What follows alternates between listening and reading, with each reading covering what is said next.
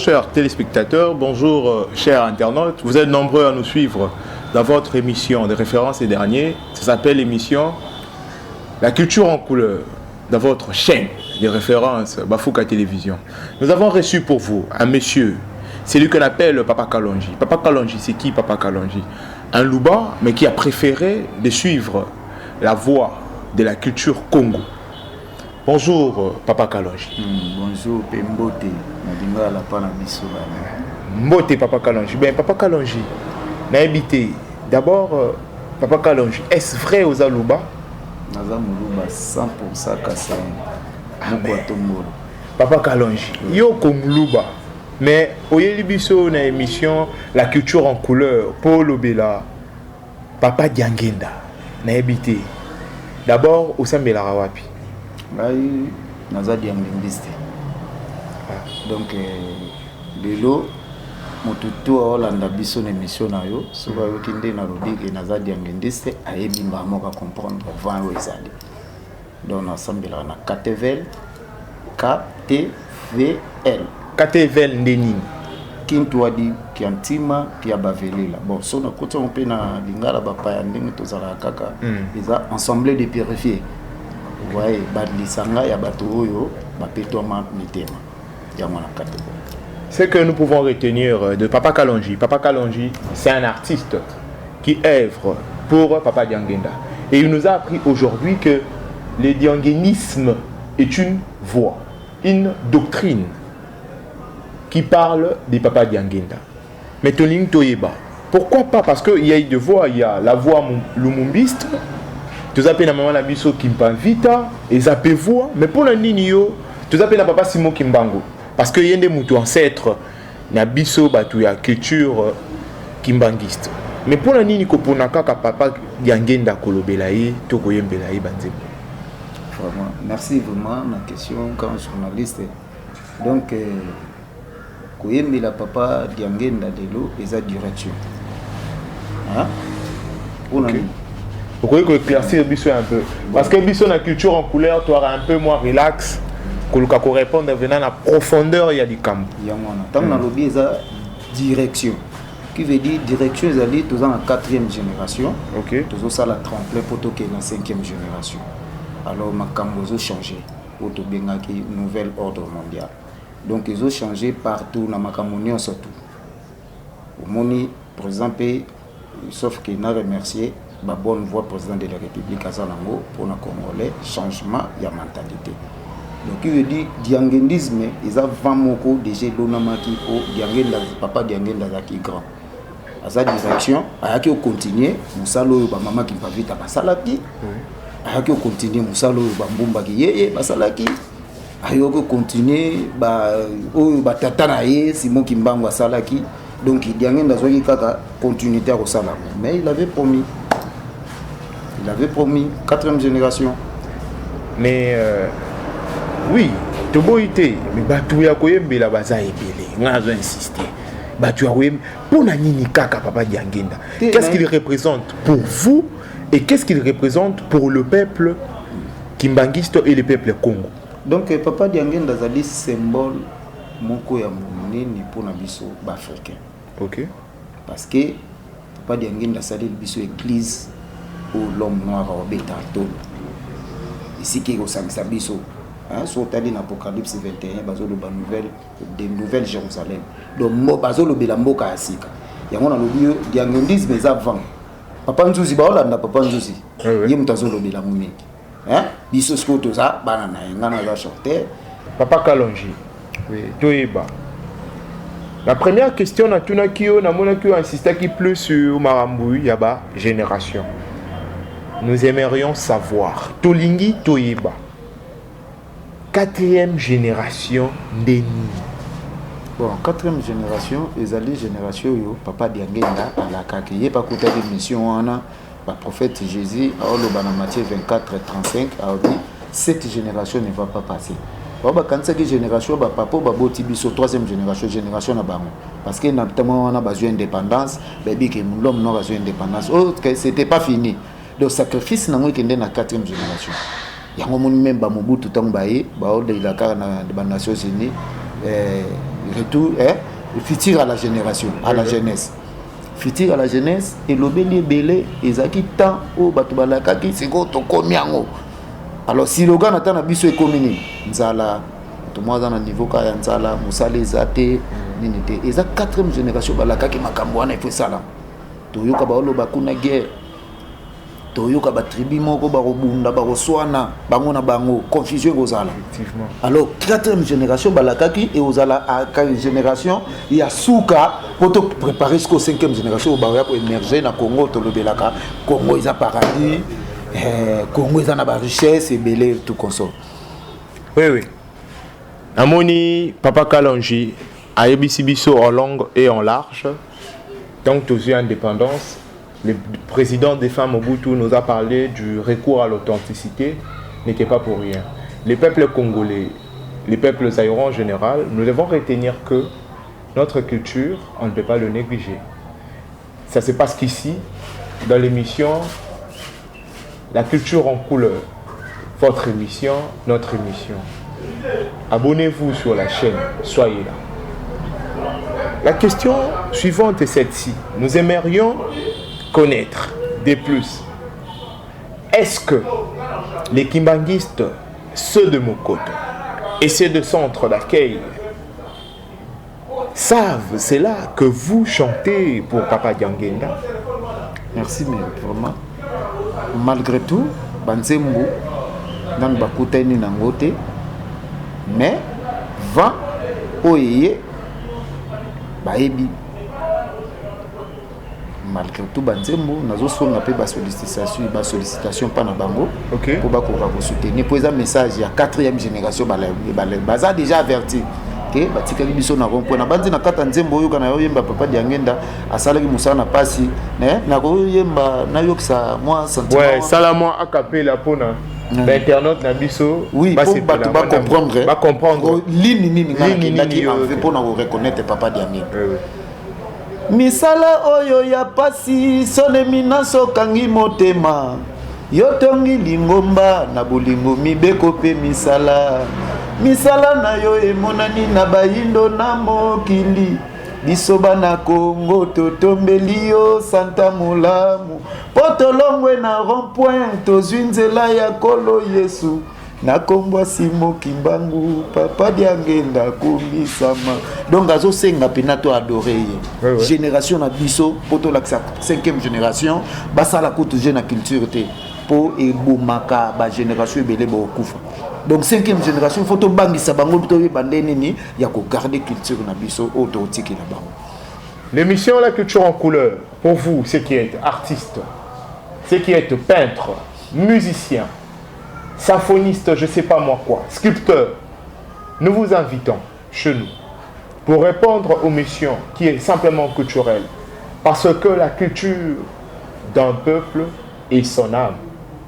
C'est un peu ça.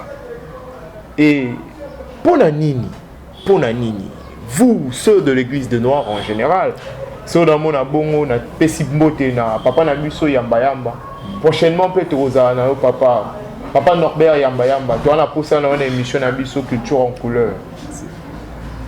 Touyeba, vous, ceux de l'église de Noir, vous nous prêchez toujours l'unité. Mais comment est-ce que Nakimbangiste, tout le monde a vent au yomoro le bieza et belé, tout le monde a Kimbangiste et Mokoto, il y a Bazaranama, il y a Tirement, il y a centre d'accueil, tout le monde a Papa Nkoussou. L'église na yepe vous voyez mon bazana ngambu kuna bino lisusu katevel na ebité. Pourquoi cette division, vous qui nous prêchez l'unité? Merci les grands journalistes Bafouka TV et monsieur on a sepeli vraiment pour boyer pour génération 50 na lobike to sale na bango bazala ta na RRT bana na biso to koki kotiki la bango RRT pour la culture na biso. Division et sa promesse. Na uto loba Matthieu 24. So moto azana temps ya kotanga ngo au mona de 1 tina suka et lobe la division. Et kozala. Mais tant on nzembo na lobike to sengi Papa Diangenda merci pour to longwe na rond-point to zunzela ya kolo Yesu na kombo simo kimbango. Donc Papa Diangenda a tombé l'église de Jésus-Christ par son envoyé Simon Kimbangu. Abina tiki bino na kata lupango ya bule. Bino boza na rompo ya lo. Va oyo ya libanda bo sangana na bango toza nini. Donc le processus amour eza oyo tozolobela lelo ekosala meza degré aux forces. Le quoi déjà système ya kala déjà sili toza na système ya sika eza degré aux forces tokokota. Parce que na éviter na tout nos questions oyo et vous avez question ya suka ko répondre biso. Tout le monde na église catholique, na église protestante, na salutiste, connaîtra auto bengara écuménisme. Cela veut dire que tu église catholique, sangana ba protestant, la culte, une église catholique to bengara messe, sangana oya tei oya lobi boye. Est-ce que l'église na église de noir et ça la m'a rappelé. Donc ils ont un événement moko na monde tous l'église événement moko na monde pour église union se faisons moko au catholique, islam, bouddhisme, hindouisme, shintoïsme au science union surtout il faut y avoir tika biloko na ngone église qui bangiste baki mangise mtu baozi la makambo wana po bapesa bana bilaka ona olo baki vaya badiangendiste baolanda Papa Nzuzi aolobela trop azo déclarer bon ezaka ke tozui retard biso ba noir na ba congolais bato toza gâchette tokota na processus ya tata Nzambe Nzambe za programme na ye azape na bato ne ala kaki ke na 4e génération na koya pour passation on kende pour 5e génération za préparer toza déjà sur terrain donc il veut dire amour ekozala ekozonga biloko lokola donc culture na biso ekokoma somo bana ba otanga ngode na classe et puis kindokesi na ngotina tozui direction wana na lobby. C'est seulement ici dans Culture en couleur, ça se passe ainsi avec beaucoup de vérité, avec beaucoup de découvertes, mais aussi des témoignages qui attestent la culture congolaise comme une culture meilleure, comme une culture numéro 1 dans l'Afrique ainsi que dans le monde. Nous sommes à la fin de notre émission. Quels sont vos mots de la fin, mais aussi qu'est-ce qu'on peut retenir de Papa Kalonji? Bon, qu'on retenir mingi pananga ezake naza messager, naza professeur na église sika na sambelaka. Katevel kinto alikantima kia bavelela na termisaka. Matea oyo na tangi na sima ya Papa Nzuzi kwa ni Kingombe père spirituel nanga. Biso pe totangisaka na bapoto, toza na badepse na tangisa bango connaissance universelle malongi manza. Donc le processus to koti nango tata Nzambe o ba Papa Simon Kimbangu balakaki kolo yezo alakaki ba il faut batanga. Donc pour changement de mentalité, il faut muta bandela kotanga même ba député même ba ministre ba professeur d'université faut ba bandela ba cours. Donc ils a processus tata Nzambe titre rang qualité za nango donc il faut totanga.